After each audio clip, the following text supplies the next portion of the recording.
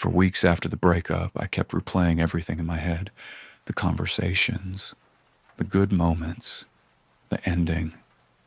I was looking for the moment where somebody messed up, because part of me wanted a villain, someone to blame, someone to point at and say, that's why it ended.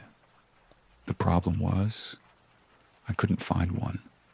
The more I reflected on the relationship, the more uncomfortable the truth became. Neither of us wanted it to fail. Neither of us was trying to hurt the other. In fact, I think we both genuinely cared. And somehow that made it harder. Because when someone hurts you, anger gives your pain direction. You know where to point your frustration. You know who to blame. But when nobody is the villain, you're left with something much more difficult. Acceptance. Accepting that two people can be good people and still not be right for each other. Accepting that caring about someone doesn't automatically mean you're emotionally compatible. Accepting that effort doesn't always guarantee a future. I think that's where many of us get stuck. We believe that if the feelings were real, the relationship should have survived. If both people cared, it should have worked. If nobody did anything terrible, it shouldn't have ended. But relationships aren't always that simple. Sometimes two people want different things emotionally. Sometimes they experience connection differently. Sometimes they slowly stop meeting each other in the same place. Not because anyone stopped caring. Not because anyone was lying.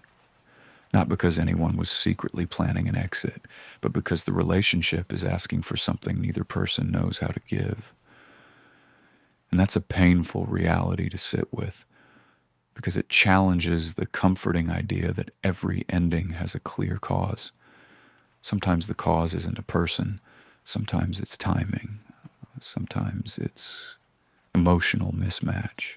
Sometimes it's two people trying their best and still moving in different directions. I think that's why certain breakups stay with us longer than others. Not because they were toxic, not because they were dramatic, but because they were real. Real enough to imagine a future. Real enough to leave a mark.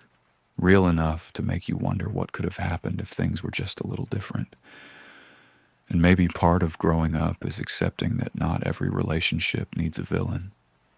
Sometimes two people genuinely try their best, and it still isn't enough. I'm curious, what's harder to get over?